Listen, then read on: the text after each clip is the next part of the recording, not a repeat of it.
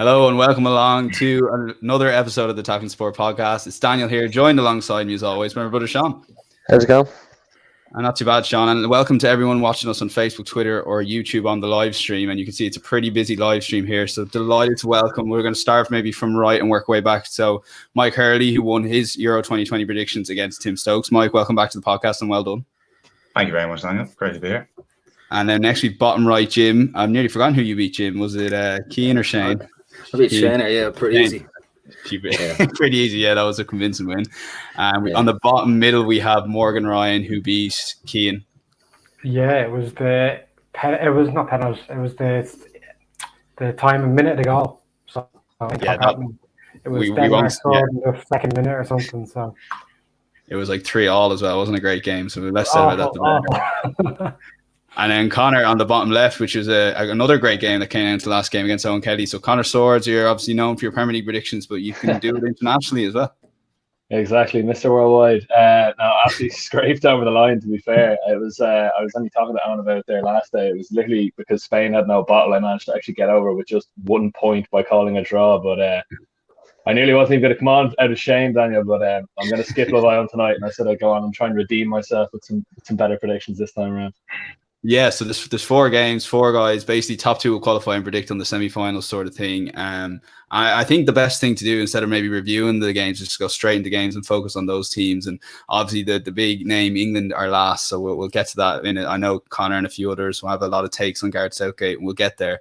But we'll start with Switzerland versus Spain here, and maybe we'll start with you, Mike, in top right. And one thing is every person will lead on each person will lead first time on the prediction. So yeah, Mike, Switzerland versus Spain. So this game's gonna be Friday, 5:00.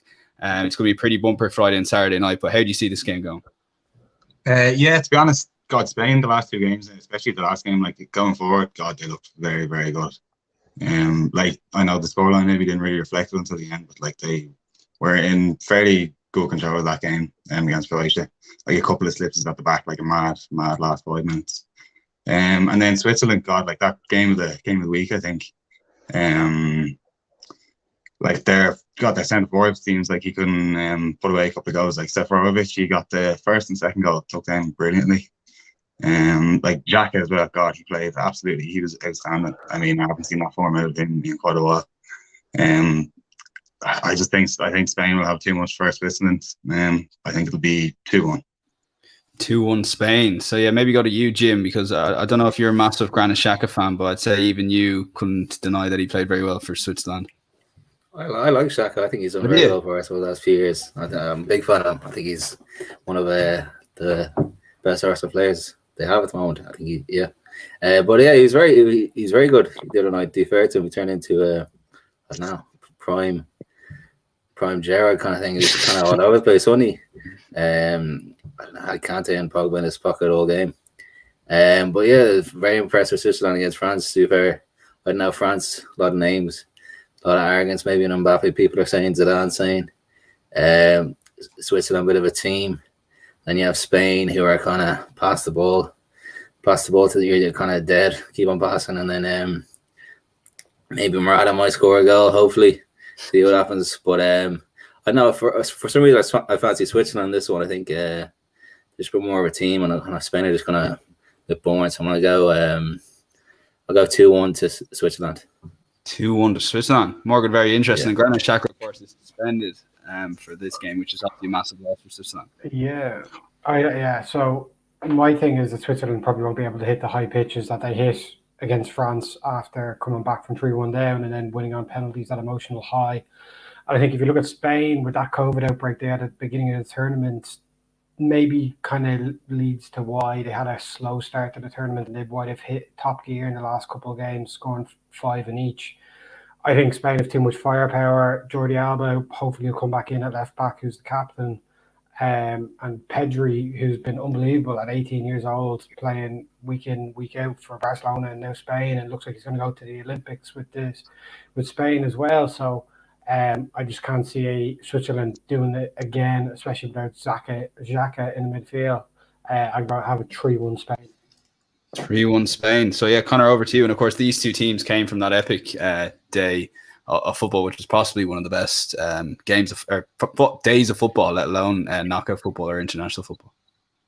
Yeah, and coming off the back of me saying Switzerland are just boring. That was the quote, I think it was. So yeah, there you go. you owned it. They're, For those that don't follow Connor on Instagram, you owned it straight away. You even clipped it out. yeah. Well, they're obviously avid fans of the show, Daniel. They're obviously all tucking in, Xhaka and the boys watching tackling sport for the game to get hyped up. But yeah, no, they definitely proved me wrong. But I was right about Granit Xhaka. Me and you were leading the parade for him to get the Ballon d'Or. I thought he was fantastic. Absolutely. Steven Zuber? But Zuber, anyway. Only read there that he actually broke like 2 different records or equal 2 different records. He got 3 assists in that game. And then he also, like, he's got 4 overall in the competition, which is like the most in the Euros, apparently. So they do actually have a bit more talent than maybe getting credit for. And Ivan Seferovic is very good up top. But I tend to agree with a lot of what Morgan was saying there. Like, I do think like it's almost like that was their Euros, essentially beating France. And rightfully so. I mean, it was an unbelievable game, and like what a way to do it as well. It's like saving the penalty from Mbappe.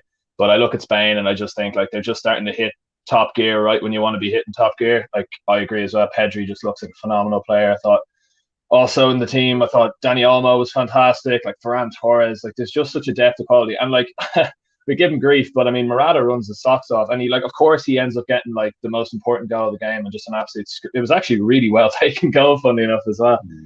So I'd be leaning towards Spain myself as well. I think they just have a bit too much about them, and like I think they'll just pass Switzerland to death. Like if you look at that first goal they got against Croatia, it was just like prime stuff, like just ticky-taka all around the box and some scrambling around them from Croatia. So I think it'll be much the same. I don't think Switzerland will be able to get a full hold in the game. So I'll actually go 2-0 to Spain. I just don't see who's going to get, I said this the last time, but I don't see who's going to get the goals for Switzerland. And without Granit Xhaka, without the main man in the middle, the leader, what are you going to do? Like, so yeah, I'll go Spain 2-0.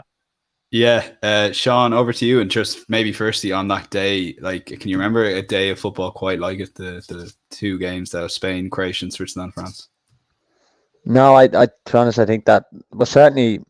I didn't get all the Spain Croatia game. I listened to the extra time and stuff on the radio, but that the second half of that France Switzerland game, I think it literally had everything. You know, missed penalties, chances, some of the quality of goals that were there. That little bit element of VAR at times was something going to happen? Was it offside? But I've never seen a 45 minutes of as good as passing from Xhaka, from Pogba. There was one ball, I think it might have been in injury time or in extra time, where Pogba played one at the outside of his boot, which was just phenomenal. And it was a great game. And you know, it's one of those games that you feel bad if either side loses, but you probably would have felt worse for Switzerland if they had lost, because of the effort they put in, and obviously the French just didn't get it right.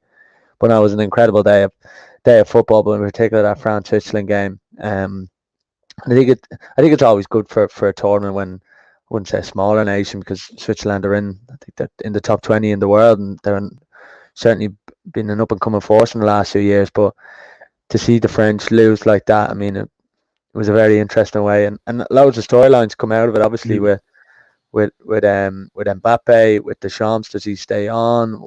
What happened with Pogba in midfield and Kante, and so there's all sorts of things. Did Deschamps get around by taking off Griezmann in the 89th minute and bringing on Sissoko, which a lot of people think he did? So it had everything, that game. And you know, kind of sometimes you kind of need a day like that to set the tournament up, and really whatever happens from here on now, you know, you'll always remember that night, and in particular for me, the France Switzerland game. Yeah, if you're watching the live stream, get your likes and comments in. Before we move on to the next game, maybe Sean, I'll give this quickly to you, and then the lads can take over. Just in terms of Granit Xhaka and Paul Pogba, you mentioned some of the storylines there. Why is it that they can't produce both of them for the club on a consistent basis? It seems Xhaka was a lot more comfortable in that Switzerland team, and Pogba, although he might possibly have gone missing for the goal, I thought Kante was at fault as well. He does seem to have a lot more of an attacking presence when playing for a 2 in France compared to when he plays for United sometimes there. Well, there's an element where Paul Pogba, he's in a team that in France has been very successful. You know, European finalists a couple of years back, won the World Cup.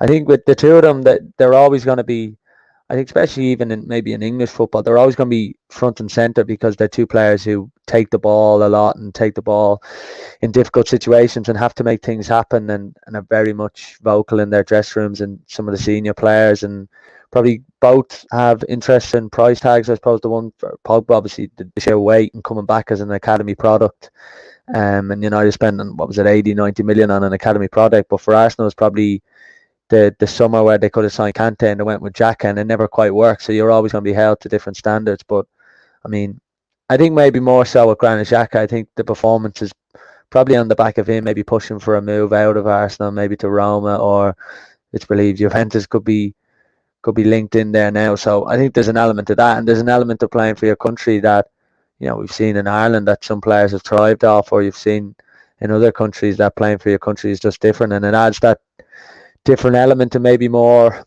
I suppose, pressure on the players to deliver. And to be honest, Dan, especially in France for Pogba, there's more competition for places in France.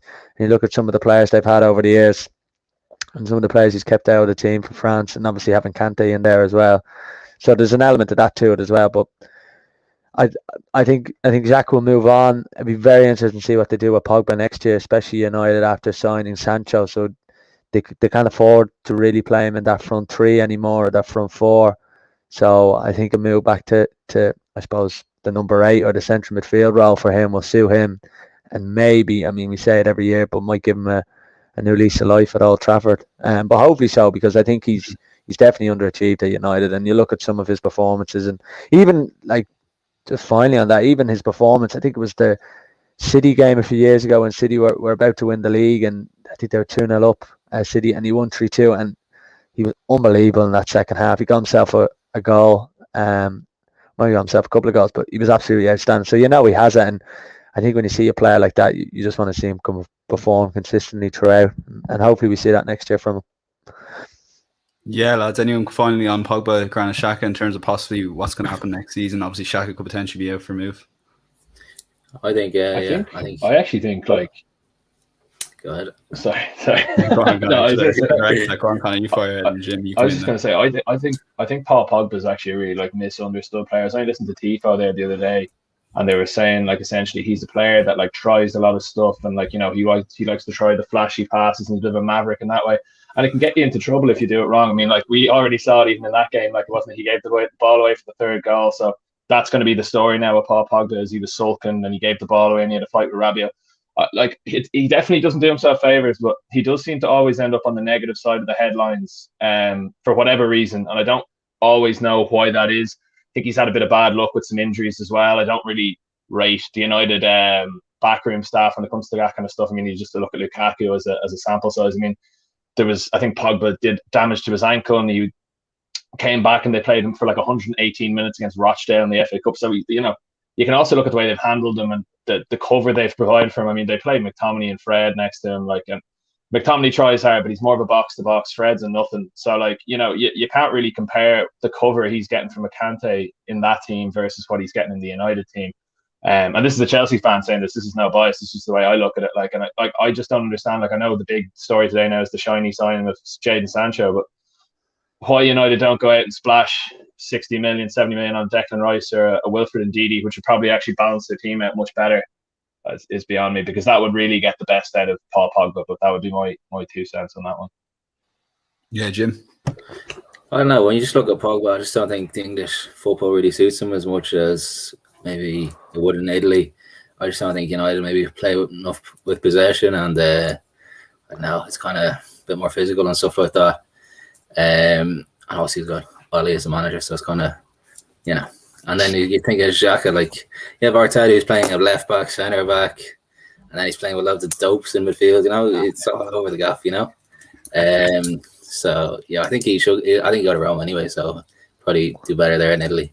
Bit more time with the ball and stuff like that. Yeah, to be honest, he's probably suited Xhaka anyway to the Serie A. But look, we'll move on to Belgium versus Italy. This is 8:00 Friday. It's probably the game of the round. We'll go to you, Connor, maybe on this one. So let everyone lead. So yeah, like, I was a bit surprised looking at prices just in terms of that Belgium are a big enough price for the overall, until I kind of really thought about it. Like, they're going to have to beat Italy, they're going to have to beat Spain, they're going to have to beat England to win the Euros. It just seems that they're not quite there. I do still think me personally, they should be a bit close in the market. I know Italy are a good bit favourites. I wasn't impressed with Italy at all against Austria anyway.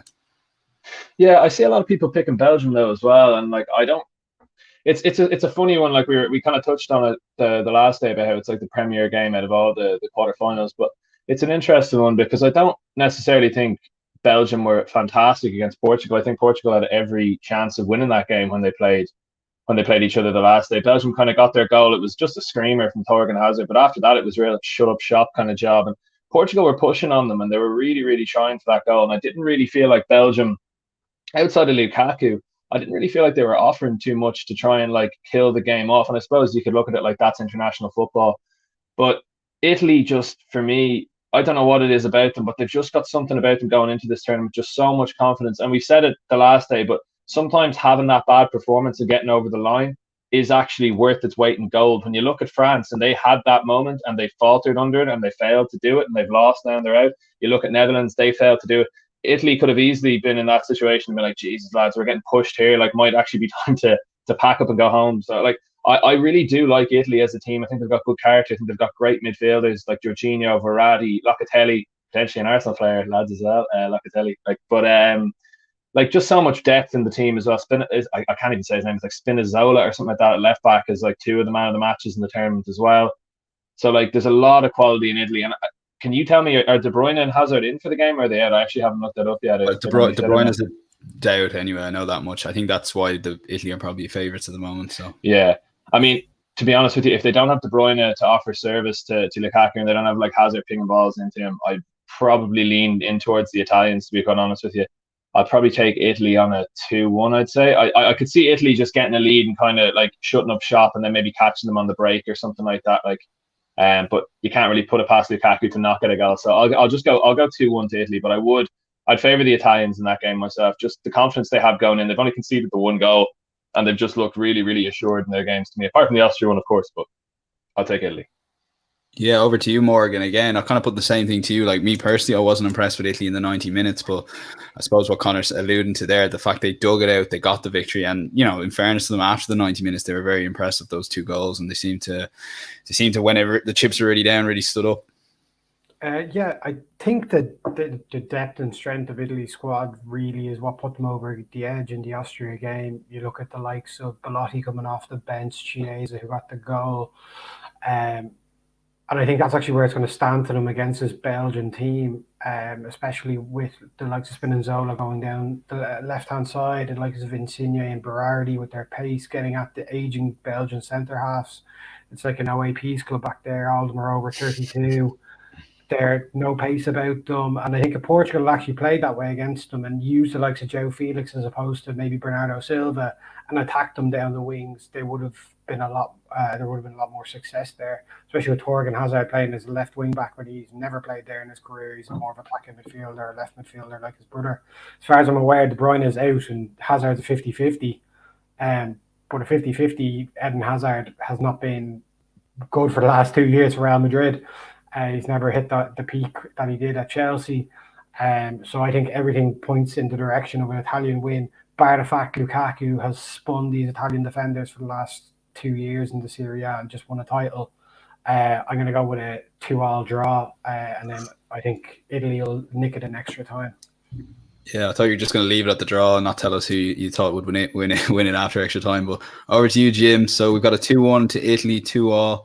Are you kind of along the same lines? You're obviously, Belgium, half Spurs team throughout the years, so I'm sure there's a bit of bias in you somewhere.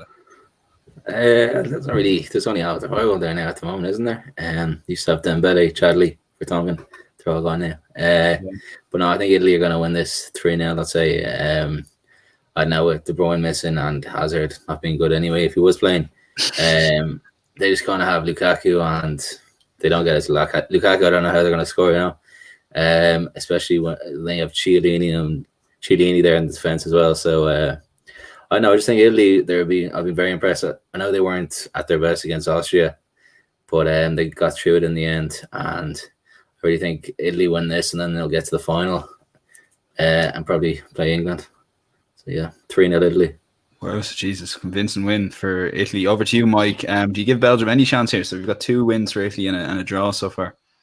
To be honest, like the only chance is if De Bruyne and Hazard play. Like it's very unfortunate. Like that was probably the best I've seen Hazard play in a while. I thought in that game against Portugal, like he looked like he maybe had some sort of burst back. But like I mean, if those 2 aren't playing, I can't see Lukaku. Although it'll be a very instant battle himself against Bonucci and the other fella from Lazio. Like he provides like a great outball even when they're missing those 2 midfield. He just provides the ability to just lump it up the field. And more than likely, if it's 1-on-1, like he's going to win that battle for the ball anyway. Now, whether he'll be able to do anything, I mean, the finishing product has always been his issue. Like on that, I think the Italians will be just a bit too strong for them. But I think it will be a fairly boring game, and it'll leave 1-0 after extra time.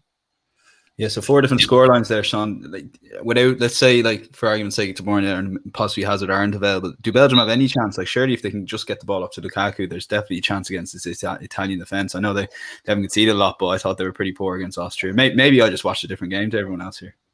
No, well, in fairness, Belgium have great strength and depth. I mean, that's the reason they are the number 1 team in the world. So you got the likes of Mertens, Carrasco, who has done it for Belgium on the big stage. People like that to come in and fill in, and obviously Torgan Hazard.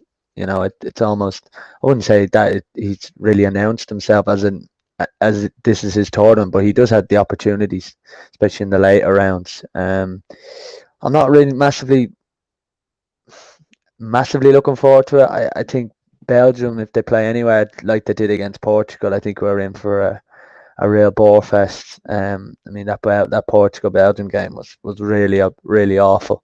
And the thing is with Italy is, you know what they're going to do. But in fairness to Italy, one thing they have impressed this tournament has been keeping the ball and has been creating overloads in wide areas and getting their wing backs forward. And obviously Spinoza has been, you know, the main man in that regard. And I agree. I think it was Morgan said there about the strength and depth of Italy. I mean, that's something that really has. And the one thing you would say, you might necessarily see it and see maybe the squad depth of quality like maybe England have or Belgium have, but they have a lot of players that are just feel like they're in form and they know their place in that Italy side. And I think that's down to Mancini giving everyone a go, resting the likes of Insigne and Immobile in that final group game, and just small things like that.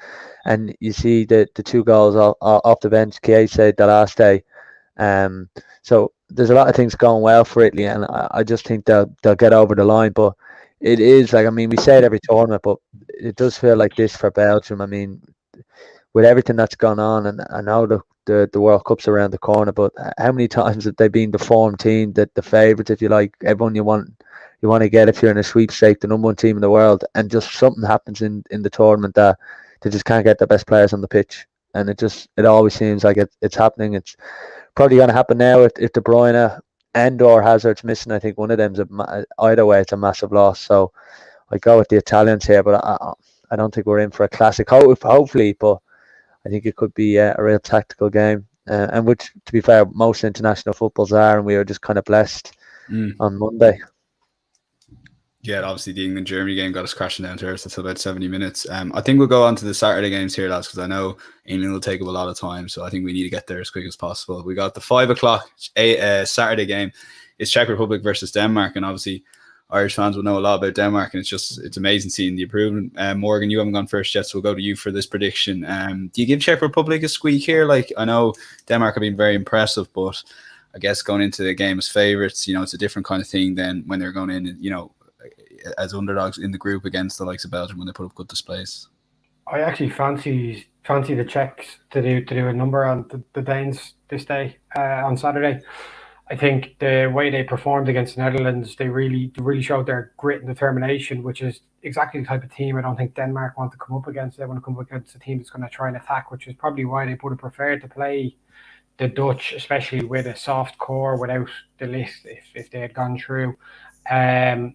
I thought Schick was great against the Dutch. He held the ball up excellently and took his goal very, very well. The Danes 4-0 against Wales, was it? Wales never really lay a glove on them. I just can't. There's something about the day that I think it might come crashing down very quickly. After their 4-1 against Russia and then 4-0 against Wales. Yeah. I have this as a 2-1 Czech win. Well, I think that could potentially differentiate you. We'll go to you, Mike, on this one. Do you kind of concur there at all, or are you kind of thinking that Denmark's going to keep this going? Because there are a lot of people have backed them outright and are on good prices at the moment. Yeah, I mean, I don't know about outright, but certainly for this game, my money would definitely be on Denmark. God, like, just against Wales, I just thought they'd play them off the park. And that's missing Poulsen as well, like along with Ericsson, who are probably 2 of their best attacking players. Yeah, I heard a stat on the commentary there, and they were saying like Denmark have lost 4 of their last 30 games, and 3 of those were against Belgium, and one of them was against Finland there, the one that Ericsson collapsed. So this Denmark team is they're not just riding an emotional high, like they're a very good team, like, and Delaney and Højbjerg in midfield are excellent, and they play together very well, and I think they complement each other quite well. I didn't know a whole lot about the Czechs before the weekend, but God, like, they really, especially even before when De Ligt got sent off, like they certainly weren't out of the game. I thought your man Højlund in midfield, who got the first goal and I think set up the second, he was excellent. I think this could be the game of the week. I think Denmark will win 3-2. 3-2 Denmark. Geez, good game. James, over to you on this one. How do you see this game going? Yeah, I don't know too much about these teams, to be honest. But like, just think about how mad is it? Like, England, they beat a crap of German team now to beat Sweden, and one of these useless teams, and they're in the final of the Euros. Isn't that crazy? But I don't know. Yeah. I just think I've been kind of impressed with Czech Republic. They're kind of doing the thing quietly, kind of just getting through each game and winning by 1 or 2 goals. And Czech, yeah, he's been very good, and so Souček and Kufa. No, I fancy Czech Republic again in this one. I think they'll beat Denmark. I think Højbjerg, who's got the most assists in the Euro so far, as a CDM. But yeah, I just fancy Czech Republic. I think they'll win this, maybe 1-0. 1-0. Yeah, Conor, over to you. And in terms of this game here, 2 evenly matched teams to a certain extent, and both pressed in the tournament. Who's getting through to potentially play England in the semi-final? Yeah, I don't know. I might be watching something different, but I don't really see what the lads are saying about Denmark, to be honest with you. I think they look a really strong team. Like, I really like them as a side. I thought, like, with Ericsson out now, I did think there might be trouble, but that fella Damsgaard is a serious player, and like well mature beyond his years. Very good at getting the head up, picking out the right pass, very patient on the ball. They've got some quality players. Even the lads coming off the bench, that fella Cornelius, he's built like a fucking polar bear. That fella that came on against Wales is absolutely bullying him around the gaff. Like, there's some really strong players, and that wing back as well, Yohi Mela, I think it is, might be, but he's fantastic to watch as well. I think he gets up and down the line brilliantly. The Czechs have some strong players, and like, they did put on a disciplined performance against Holland, but it wasn't like they were blowing them out the water until the red card came along, and then they were fairly lukewarm against England, couldn't beat Croatia, and then they got through Scotland. So like, I haven't really been. I was impressed with their mentality and the way they handled the game against Holland for sure, but I really didn't think there was much in it until there was the sending off, and then they were able to take over the game, and kudos to them for that. But in terms of the quality of the sides, I'd be leaning more towards Denmark. I think they've got a lot in them. I think they're riding a serious wave with the whole the situation that happened with Christian Eriksen. I think they're really pushing to try and get it done for him, and I think that is actually giving them that extra boost as a team. And I think they're really finding their form now with him out of the team. They're starting to really like find their gel now, because they're so used to playing with him. I think after the 2 games now, they're really used to it now. And I just feel like they'll probably be able to get through the Czech Republic. I don't necessarily think it'll be a massive win. I'll probably go for a 1-0 Denmark, but I definitely think they have enough in them to just get a goal and see the game through. Like Jim was touching on there, but like they've Højbjerg and Delaney in the middle. Like, those 2 guys can easily. We all know Højbjerg, he can kick lumps out of you, so like they'll be able to shut the shop up, no problem, I think. And yeah, hold on to a nice 1-0 win and see them through to play in the semis. Yeah, so yeah, Sean, maybe just a quick word on this game. Like, I guess I'll probably be leaning towards what Conor and Mike said, that like Denmark, every time even in the early stages when Wales were on top, every time Denmark went forward, they seem to pass really well. They seem to know what they're doing attacking, and it almost feels like without an individual like Christian Eriksen, they've a team there ready that know exactly what they're on. They're all pretty of a similar level, and they all pass to each other to make it simple, really. Yeah, no, I kind of like the Danes here. I fancy them to beat the Czechs. Like Conor was saying, they like Damsgaard and Dolberg up front, and obviously Brathwaite.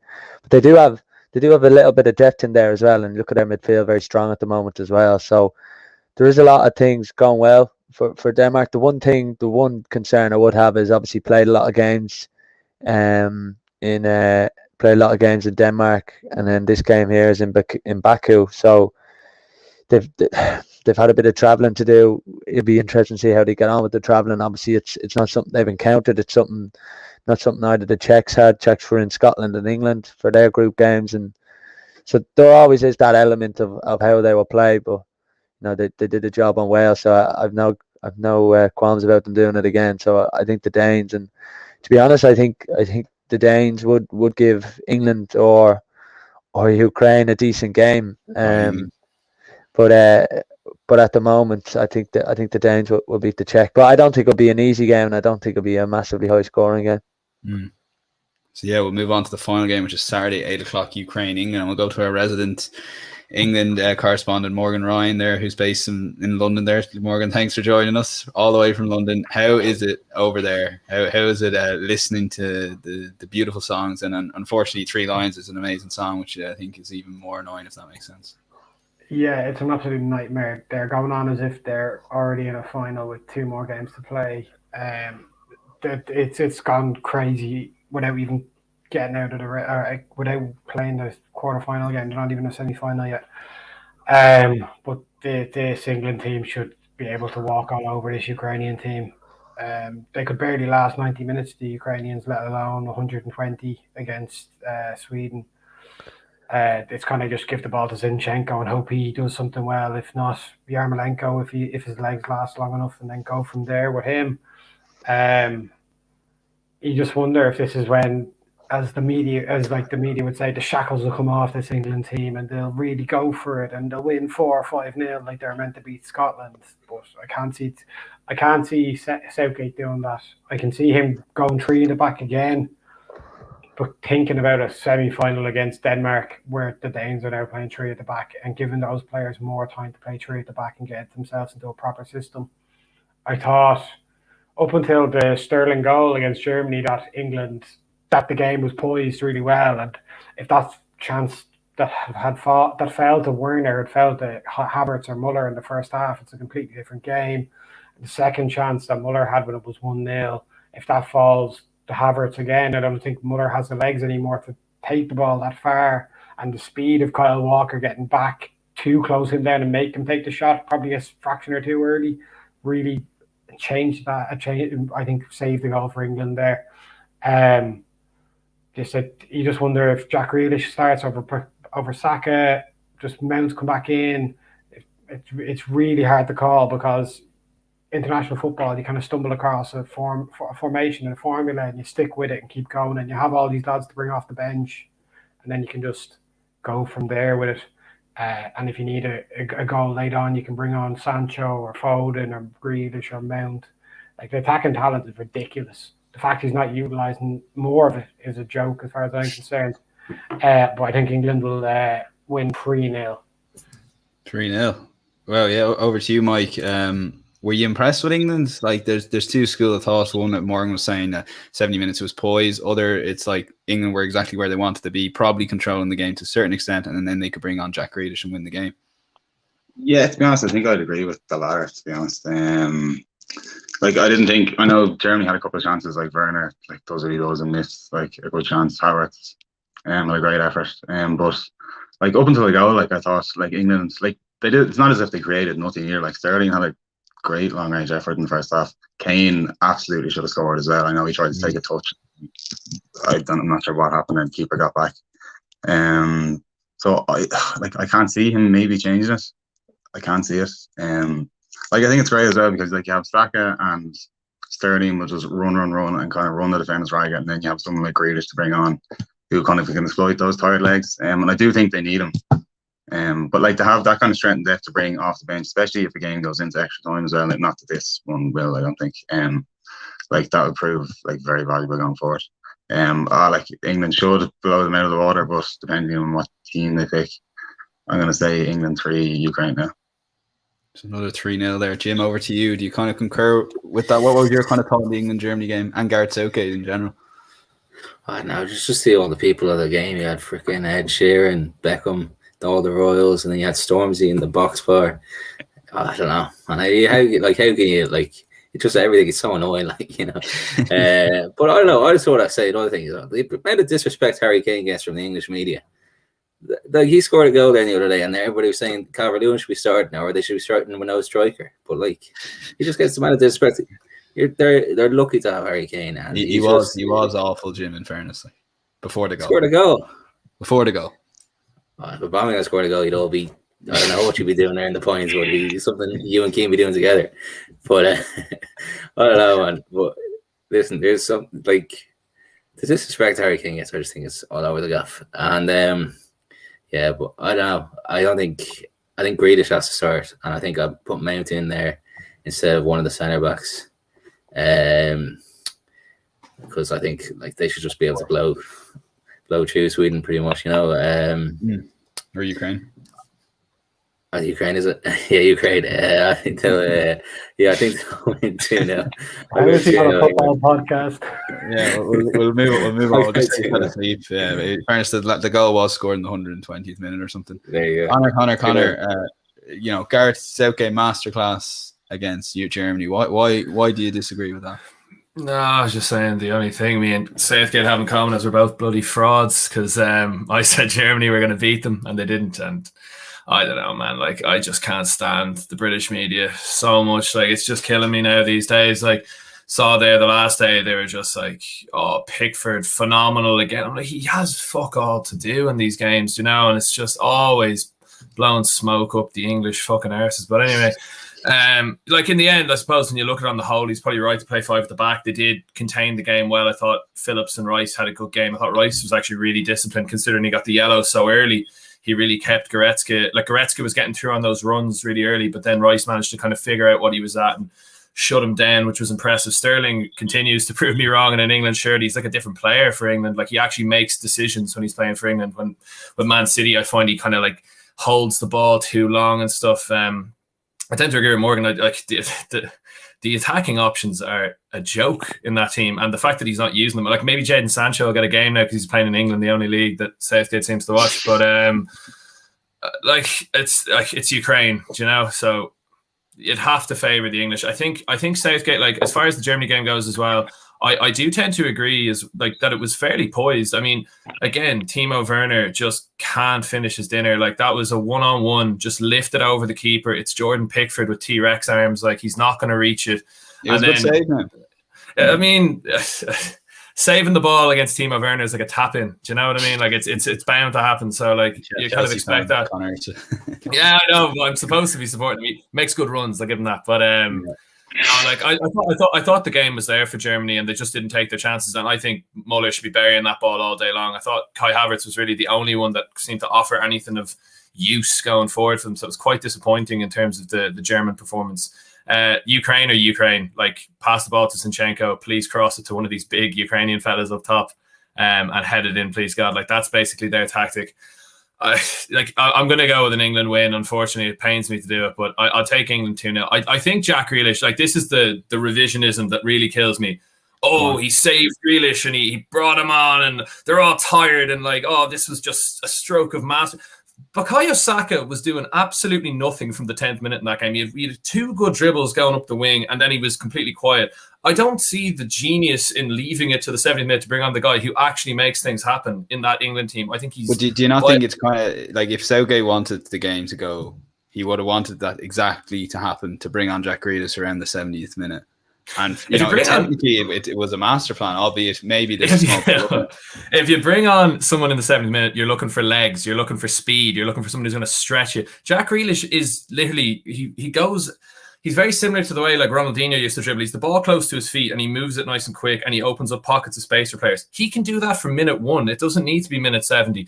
He didn't play Jack Grealish from the start. I think that's a mistake. I don't understand. What if Werner had scored the goal? Like, if we're living in the world of what ifs, and what if Gareth Southgate's an absolute mastermind in football tactics, what if Werner had scored? And then it's a totally different game of football, and you've left your player off the pitch who's the most creative, and Germany are going to drop deep now, and maybe you lose the game. You start your best players. You don't keep your best players on the bench and then be like, oh, now my master strategy of bringing someone on. Sure, it was only a 5-yard pass to this guy. Just stop, Kelly. I actually thought he did.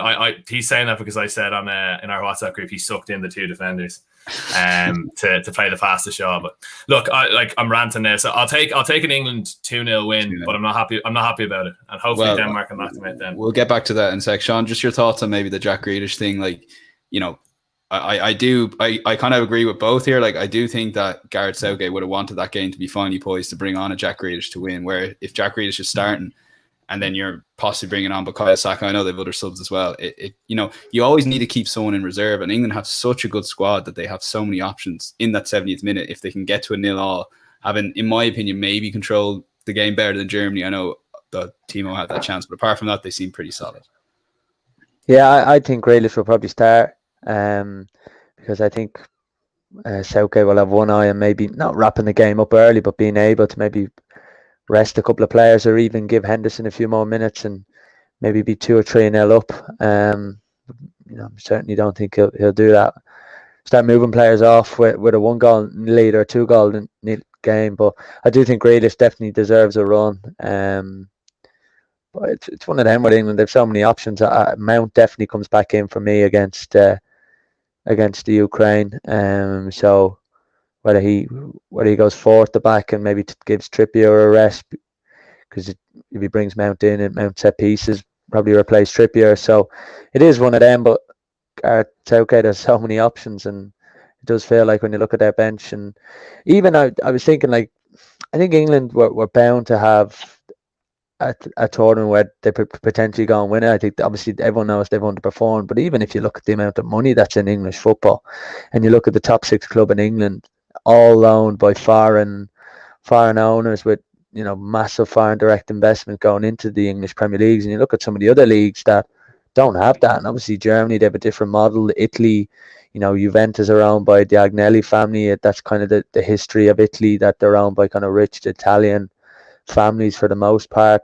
Obviously Spain, Barcelona, Real Madrid have their own unique structures, but the amount of money that's in the English game, it does feel like eventually the time will come, and I think it's just a testimony of the squad they have now. Like, I mean, Ben Chilwell, 70 million pound left back, and like, they're not missing him. They don't need him.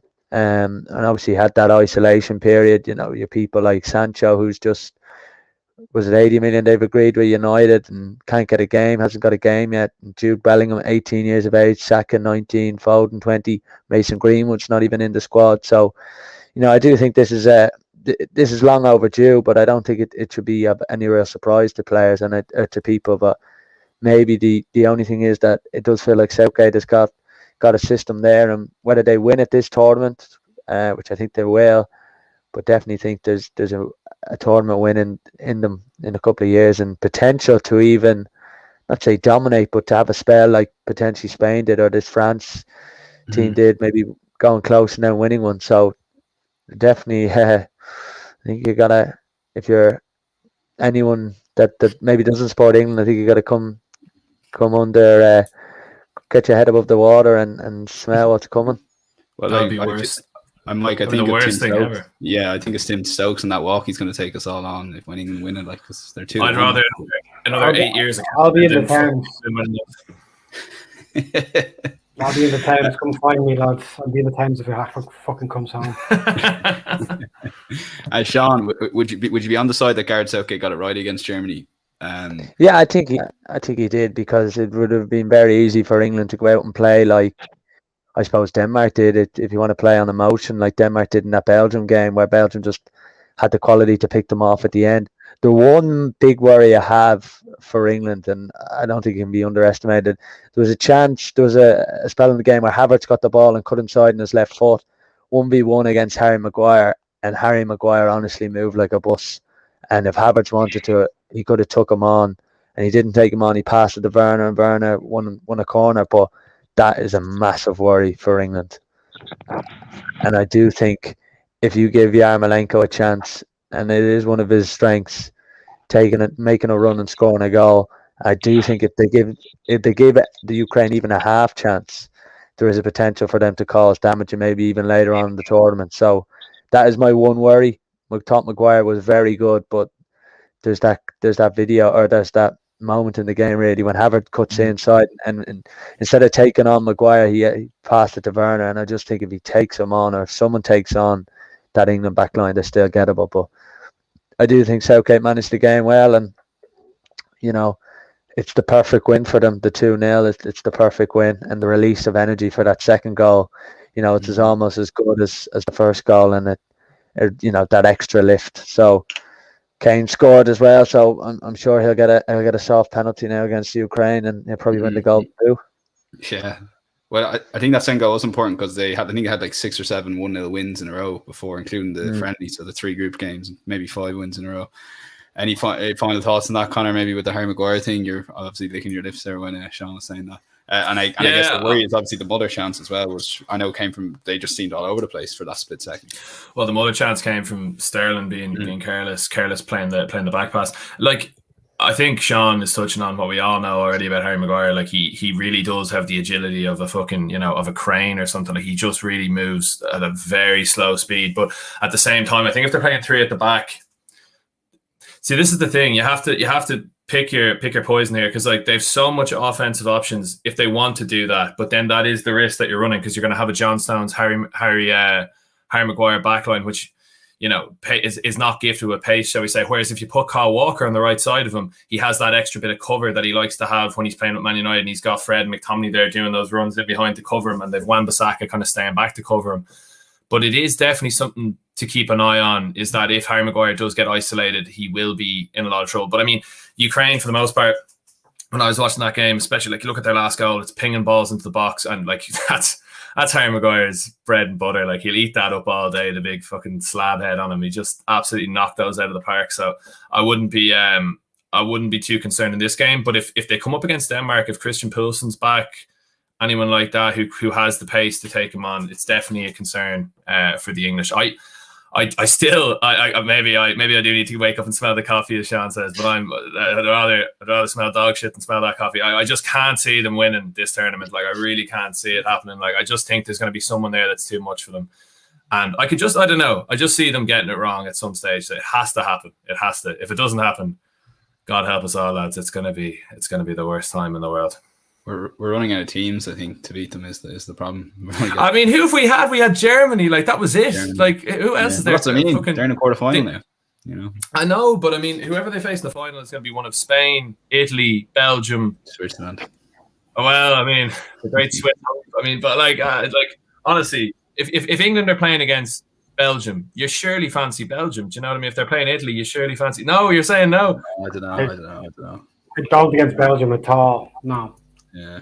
The pace at the back for the Belgians just should completely undo them. The only 2 teams that beat England is the Italians. The Italians, definitely. I'd give Denmark a chance to beat. No, I'm not saying I favour Denmark, but I'd give Denmark definitely a good shot against England. They haven't blown anyone out the water. Like, that Germany game was wide open the whole way. They couldn't get through Scotland. I'm just a hater, lads, probably, but I mean, I'm just saying, like, it's definitely. I'm not riding the coattails of the English just yet. You can lead the walk with Tim there at the top. yeah, exactly. I think myself and Sean have made our peace with it. We're all good. So listen, lads. Final thing is the tie-break minute, which potentially this could come down to. So the top 2 are going to qualify, and we'll be back on the show on Monday. So, Mike, what's the earliest goal in the 4 games? Again, this is a tougher one sometimes than maybe a full 10. I'm going to go for Harry Kane 10th minute. 10th minute. Jim? I'll go 15th. 15th. Morgan? 5th. 5th. And to you, Connor?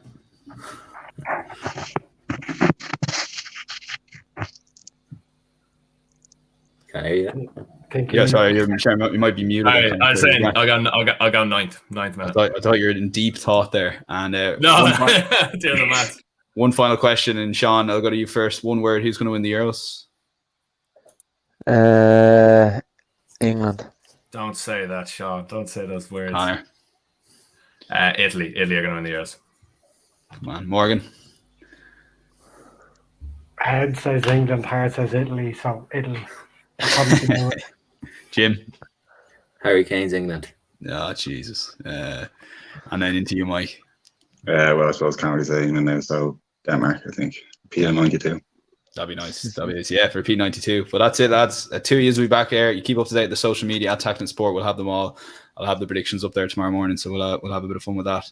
And all left to say, lads, thanks a million for coming on the podcast. Pleasure as always, Dan. Cheers, lads. Cheers, lads. Cheers, Sean. Cheers. And Cheers, thanks to you, Sean. Cheers, guys. And those watching on, this will be on podcast tomorrow morning, and do subscribe to us on our YouTube channel. Other than that, enjoy the games Friday, Saturday. We'll be back Monday evening and all of that. Have a great weekend.